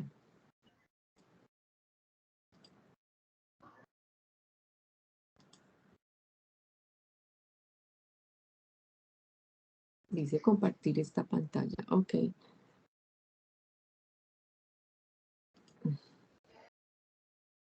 Ahí está compartiendo, ¿verdad? Y ahora sí. Entonces la idea Ahora sería sí. para nosotros. Es ¿Y acá? ¿Ya? correcto. Ya, por fin. Ay, por fin. Muchas gracias por la espera. Muy buenas tardes. Buenos días. Muy buenos días, sí, es que ya nos hizo tarde un poco. Muy buenos días para todos los ponentes, para todos los asistentes, para la red y colegas de red y para la Universidad de Santo Tomás. Está en esta organización. Somos los profesores Hernán Rodríguez Uribe y Mabel Farfán, parte de la Universidad de Tolima, y vamos a presentar esta reflexión sobre los medios de comunicación masiva y las audiencias como una imbricación compleja desde las representaciones sociales. El profesor es comunicador social, doctorando en comunicación de la Universidad Nacional de La Plata en Argentina, y hace parte del programa de comunicación social y periodismo de nuestra Universidad del Tolima. Y quien les habla, soy psicóloga magíster en psicología social e investigo en temas como infancias étnicas, racismo, educación intercultural y RS. Entonces, desde aquí vamos a presentar una reflexión cuyo origen está en este trabajo recién publicado denominado La infancia, los aún no en la prensa regional del Tolima. Este material está disponible ya en la página de la RIR y también en el repositorio de la universidad. Bien, en este trabajo fue realizado en la ciudad de Ibagué, departamento del Tolima en Colombia. Es una ciudad pequeña, una ciudad de región, y como pues ciudad pequeña posee un periódico de gran fuerza e influencia identitaria y social. Es por esa razón que escogimos hacer este trabajo en cuanto a la importancia que tiene el mismo. Queremos retomar de toda esta investigación, que no viene al caso pues contarla toda, sino dejarlos con el interés de que la pudieran consultar y compartir sobre ella. Para el caso del tema que queremos reflexionar con ustedes, pues queremos dar cuenta de cómo construimos todo un método que recogió una caja de herramientas metodológicas y un proceso de triangulación, pero pues dentro del cual encontramos básicamente dos niveles de análisis. Un análisis procesual, en el que encontramos que pues la prensa que analizamos tiene un bajo despliegue informativo sobre la infancia, que es nuestro sujeto de referencia, un predominio de noticias violentas acerca de la niñez, un uso mayoritario de géneros descriptivos, que no van más allá de la noticia, que informa muy puntualmente sobre un acontecimiento violento acerca de la niñez, un privilegio de sucesos capitalinos. El periódico se supone que es un periódico que cubre toda la región o departamento del Tolima en Colombia. Sin embargo, pues más del 80% es un informativo acerca de su capital. Y un predominio de fuentes informativas públicas como la fuente de base para sustentar la noticia que se produce, ¿no? En este análisis tanto procesual como estructural, y haciendo la triangulación con las otras herramientas metodológicas basadas en entrevistas, grupos de taller focal a niñeces, a expertos en infancia, al equipo periodístico del periódico, obviamente equipos profesionales de periodistas y comunicadores sociales de la región, etcétera. Pues además de pues, el análisis obviamente de nuestra muestra periodística, pues encontramos un sistema cognitivo de representaciones sociales sobre infancia bastante particular. En la gráfica a la derecha ustedes pueden observar que es un sistema cuyo núcleo central representa a los denominados en los estudios de infancia los aún no adultos, los aún no capaces, los aún no relevantes en su voz, en su palabra, en su criterio, en su impacto en la sociedad, ¿no? Y junto a ese gran núcleo que permanece, digamos, latente y que es común a otra serie de investigaciones en el último decenio afines, pues encontramos un sistema periférico que mantiene ese núcleo y que tiene que ver con representaciones que lo refuerzan, como el hecho de ser vistos los niños y las niñas como vulnerables, como víctimas y como sin voz, finalmente sin voz. Estas clases de estructuras cognitivas tienen que ver con todo el proceso de producción noticiosa, y nos llamó mucho la atención poder compartir cómo se puede entender que todo este proceso de representación social en relación con los medios es un sistema complejo, ¿no? Entonces, es un sistema articulado, un sistema complejo, y como dice Jodelet, está imbricado, ¿no?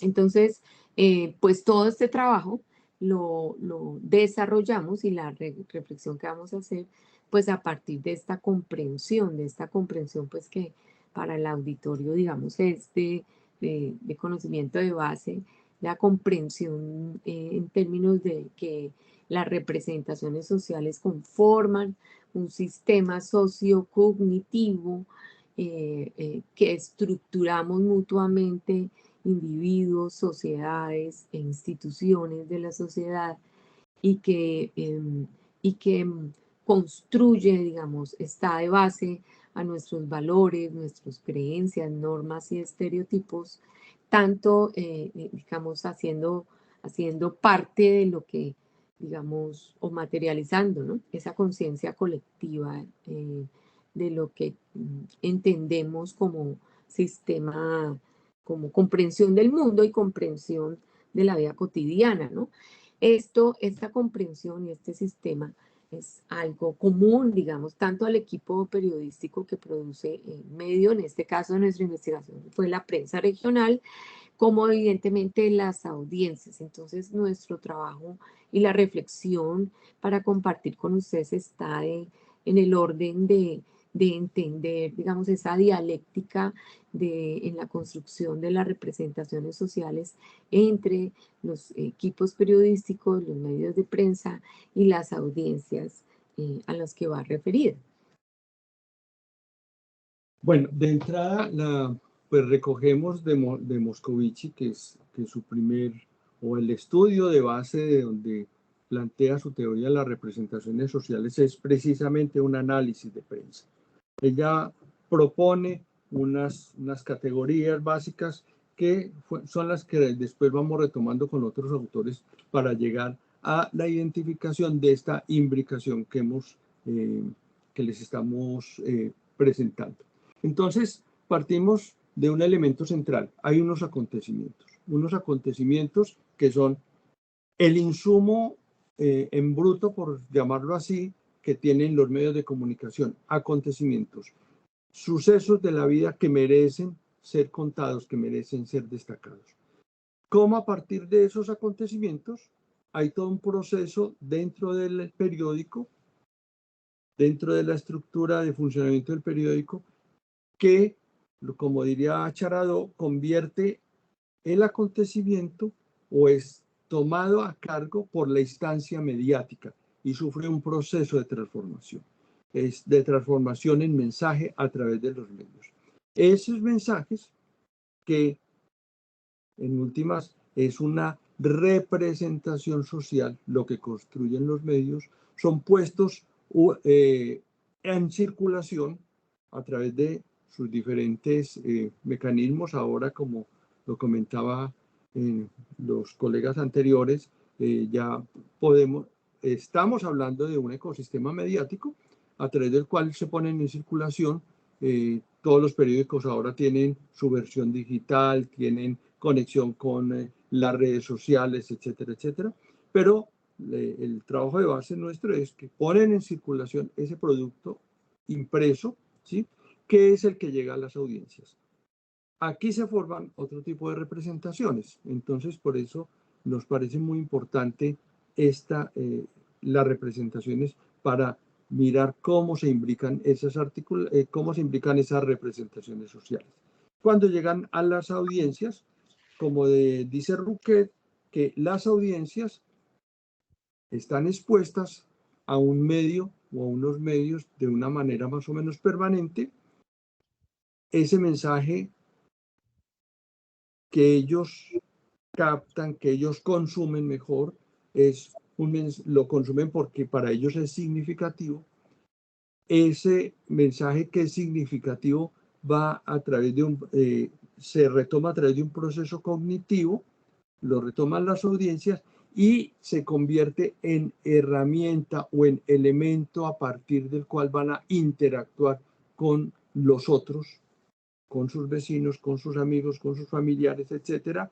Y es lo que plantea Cuevas, que ahí es donde se construye otra representación. Entonces estamos mirando que hay dos representaciones, una que es construida por el medio de comunicación y otra que es construida por la audiencia, pero en dos lógicas distintas, pero imbricadas.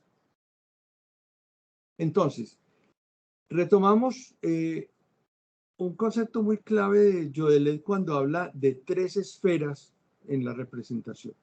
Una esfera subjetiva, de la subjetividad, una de la intersubjetividad y otra de la transsubjetividad. Cuando retomamos esa esfera de la subjetividad, estamos hablando, en el caso concreto, de un equipo periodístico y un consejo de redacción que a partir de los acontecimientos de la vida cotidiana proponen sus temas. Hay un diseño de agenda, se define qué es lo noticiable, cuál es la noticiabilidad, qué es lo que puede tener el carácter de noticia de todos esos acontecimientos. Hay un proceso de selección, pero además aparece el interés del medio. El medio de comunicación como tal quiere también que se destaquen cosas que a ellos les interesa, que es de su resorte. Puede que no sea noticiable porque no sea un evento relevante para la sociedad, la muerte de una persona. Pero, por ejemplo, un periódico de una ciudad intermedia como esta que fue Manizales, se murió una señora, ¿sí? Y resulta que esa señora que se murió era la esposa del dirigente tradicional de la Federación de Cafeteros, del Comité de Cafeteros de Caldas, un empresario, etcétera, etcétera. Entonces, ahí es el interés del medio que define que eso para ellos es importante transmitir. Luego viene una esfera de la intersubjetividad. Una vez que se ha definido en esta esfera de la subjetividad, a partir de las propuestas de los reporteros, de las propuestas del mismo editor, del mismo jefe de redacción, es donde ya en la esfera de la subjetividad ya se define el cómo hacerlo. Entonces se asignan responsables, usted cubre tal tema, mire estas fuentes, etcétera, etcétera, y se define también el marco periodístico a través del cual se va a presentar la información. Entonces se define un género periodístico. Si va a ser noticias, si va a ser una crónica, si va a ser un reportaje o una entrevista, se define ahí. Y en esta esfera de la intersubjetividad es esa relación entre el equipo de periodistas, el jefe de redacción y todo el proceso de diseño y de organización de la información, donde se negocia, se define qué va en primera página, qué va en tal o cual sección, en qué parte de la página va, si va en la parte superior o en la parte inferior, que eso tiene también una incidencia en términos de la lectura. Y ya hablamos de la esfera de la transubjetividad. Cuando toda esa información que está construida a partir de estas representaciones sociales que se tejen dentro del medio de comunicación, se pone en circulación, y es donde Gödel habla de la esfera de la transubjetividad, cuando trasciende este escenario de lo mediático y alcanza el escenario de lo social. Entonces, es la esfera pública, la esfera de las audiencias, donde las audiencias, como señalábamos, decodifican la información importante desde ese ecosistema comunicativo, porque si bien es cierto, nosotros identificamos que si iba a hacer un análisis desde el periódico impreso, cuando hacemos los talleres de investigación, las entrevistas con lectores frecuentes, etcétera, vemos que la gente se entera a través de muchas fuentes, no solamente el periódico. ¿Eso qué quiere decir? Que el que no lee el periódico no quiere decir que no esté enterado, porque está enterado a través de la radio, de la radio que funciona en el transporte público, etcétera, etcétera. Se entera en términos de que aceptan el contrato comunicativo, como planteaba Eliseo Verón, el contrato comunicativo del medio de comunicación. Esto es lo que, la estructura que yo tengo, esta es la información, el tipo de presentar la información. Yo como audiencia o como público, como diría María Cristina Mata, soy quien defino si consumo determinado medio. Ese análisis lo hago a partir de mis recursos culturales. Aquí es muy importante porque, si bien es cierto, los recursos culturales de quien decodifica el mensaje son distintos. Por ejemplo, hicimos talleres de investigación con niños de 6º grado de 2 colegios, uno público y otro privado. Hicimos entrevistas semiestructuradas con expertos en infancia, con comunicadores, periodistas de distintos medios, y cada uno tiene unos recursos culturales, pero propios, particulares, pero en general todos coinciden en una mirada, una lectura, una comprensión de lo que pasa con la infancia. Entonces, como diría David Morley, es un todo socialmente estructurado, que si bien es cierto pueden tener diferencias en el análisis, en la comprensión, en la decodificación, todos consumen en qué, lo que encontramos en la investigación, los niños son no adultos, son vulnerables, son objetos de todo tipo de maltratos, etcétera, etcétera. Entonces, llegamos aquí a unas conclusiones para cerrar, porque estamos ya sobre el tiempo. Bueno, este trabajo está de cara a considerar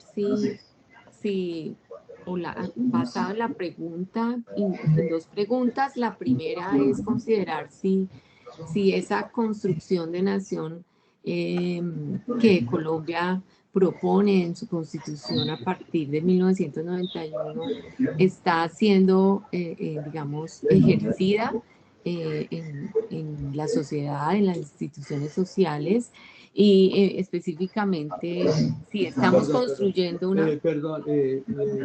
por favor, al coordinador, es que hay por allá un micrófono abierto y creo que nos está generando interferencia. Gracias. Sí, básicamente la pregunta 1 es si este nuevo paradigma en relación a la niñez como sujetos de derechos está siendo puesto en circulación y está siendo construido a través de las distintas instancias públicas como la de los medios, ¿no?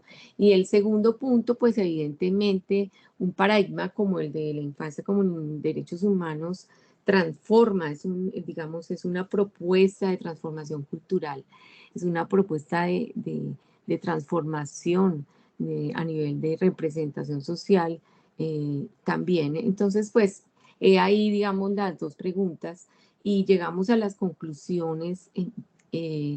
Primero que todo, metodológicas, en términos de entender que cuando trabajamos RS en términos de los más media, estamos haciéndolo desde un sistema complejo, un sistema imbricado, un sistema dialéctico de producción de RS, ¿cierto? En relación tanto con el análisis de los más media como de las audiencias, ¿no? Una segunda conclusión tiene que ver con que con la comprensión de los procesos sociocognitivos aquí implicados, ¿no?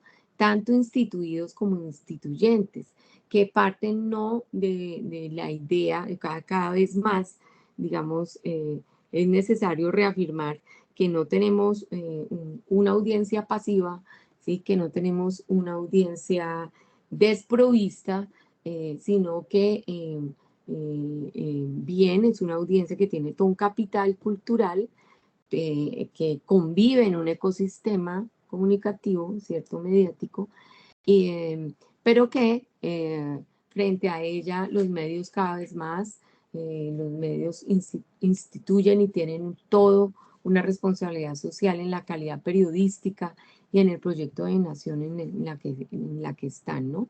Y en ese sentido los más media, reafirmamos, no son reflejo ni espejo, ¿sí? De una realidad, sino que son constructores de una realidad y construyen desde su poder legitimado, digamos, una serie de representaciones que en el caso de la infancia, pues no son muy afortunadas en la prensa que analizamos, pues porque siguen instaladas en los núcleos de representación, en los sistemas de representación inamovibles de hace más de un siglo, ¿no? Y finalizamos con la formación de los profesionales de comunicación y de los educadores, porque esto también es muy clave,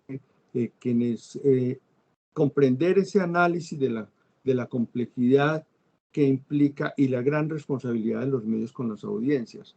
Nosotros presentamos los resultados de esta investigación precisamente con el periódico ahorita el mes pasado, y pues realmente quedaron bastante, lo que llamamos aquí en Colombia, muy tocados, ¿cierto? Muy cuestionados por los resultados y por la gran responsabilidad que tienen, porque les decimos, si ustedes construyen otro tipo de representaciones sociales sobre la infancia, lo que leen las audiencias va a contribuir a que tengan otro tipo de información que les permita construir otras representaciones sociales, que no vean que lo más desastroso es ser un niño. Le preguntábamos en una de las entrevistas a un experto en infancia, ¿para usted qué es ser niño? Y decía, lo más horrible que hay. Lo más terrible es ser niño, porque uno lo que ve en los medios de comunicación es que los maltratan, los violan, los matan, etcétera, etcétera. Entonces, eso hay que llevarlo también como reflexión a la academia, en particular para los comunicadores sociales y periodistas, porque es una construcción social de la realidad que está girando, que está rodando por ese ecosistema mediático, y lo que decía nuestra anterior ponente, ¿sí? Esos ecosistemas mediáticos de las nuevas generaciones que están en esa maraña de ofertas, de posibilidades mediáticas. Entonces, ¿qué tipo de propuestas, qué tipo de representaciones estamos poniendo a circular por los medios de comunicación que puedan tener una incidencia en esas nuevas representaciones sociales que construyen la infancia, para poder contribuir a que se genere otro tipo de representaciones? Muchas gracias. Muchísimas gracias, Mabel y doctor Hernán. Muy interesante la intervención. Bien, para que pasemos entonces a la parte de diálogo, queremos inicialmente hacerle una pregunta al doctor Edgar Quispe con relación a su intervención. Igualmente, si desean escribirnos, entendiendo que tenemos un tiempo limitado, cerramos a las 10, o si alguien desea levantar la mano y hacer una intervención. Quiero hacerle la pregunta al doctor Edgar, básicamente, ¿cuáles son los principales desafíos o limitaciones al aplicar esta perspectiva teórico-metodológica en el análisis de la mediatización? Bien, gracias, Ricardo. Pues efectivamente, ¿no? Como en toda investigación, siempre hay limitaciones y, por ende, desafíos, ¿no? En este caso, para aplicar, digamos, ¿no? Metodológicamente las 4 categorías de análisis, ¿no? De los imaginarios sociales que propongo, ¿no? Para el estudio del fenómeno de la mediatización, básicamente es, en este caso, a identificar o delimitar, digamos, ¿no es cierto?, adecuadamente los informantes, ¿no? Los informantes clave que siempre es, digamos, ¿no es cierto?, complicado cuando se tocan temas, ¿no? Como el tema de la mediatización, ¿no? Entonces, en el caso de el estudio que hemos realizado, ¿no? En torno al año 2022-23, precisamente en torno a la conflictividad sociopolítica que hemos tenido en el país, acá en el Perú, ¿no? Y que aún continuamos. Entonces, precisamente se ha tratado digamos, de contactar, digamos, ¿no es cierto?, con informantes clave que pudieran proporcionarnos información, datos relevantes en términos cualitativos para aplicar, por ejemplo, la técnica de la entrevista a profundidad, por ejemplo, ¿no? Entonces, suele haber, digamos, ¿cierto?, esas dificultades de poder tener la disponibilidad, ¿no?, de los actores, en este caso actores políticos, involucrados, ¿no es cierto?, en este proceso ¿no?, de cómo a lo largo de la campaña política, por ejemplo, ¿no?, de Pedro Castillo, que se produce a partir del año 2020-21, ¿no? Y todo ese proceso, pues, ha generado, digamos, ¿no es cierto?, una convulsión social en el país, ¿no? Y identificar actores que precisamente nos proporcionen datos, información valiosa, pues, era bastante complicado, ¿no? Entonces, y esa sería, digamos, una de las limitaciones, ¿no? Pero también otra de las limitaciones es precisamente desde la parte, digamos, ¿no es cierto?, de cómo le damos ese soporte, si se quiere, epistemológico, digamos, ¿no es cierto?, a estas categorías que, digamos, estamos en proceso de aplicación, si se quiere, en proceso de validación, ¿no? Entonces ahí hay ¿no? Trabajo pendiente aún, por eso que decía en mi intervención, en la información breve que les he compartido, ¿no? Se está en proceso, digamos, ¿no es cierto?, de elaboración de la propuesta teórico-metodológica para su aplicación y validación también con investigaciones en este campo y en otros también, ¿no? Entonces, eso es lo que fundamentalmente podría hacer referencia a Ricardo. Gracias más bien por la pregunta. A ti, muchísimas gracias. Vamos entonces con Arlet, que está en la sala y quiere también dirigir una pregunta. Adelante, Arlet. Gracias, buenos días. Es con relación a los términos de postdigital y de imaginación. Quiero preguntar si ha habido algún intento de criticar estos conceptos, de cuestionar estos conceptos, porque, digamos, en términos, por ejemplo, de e-learning, learning existe, pero no existe imaginación. Gracias.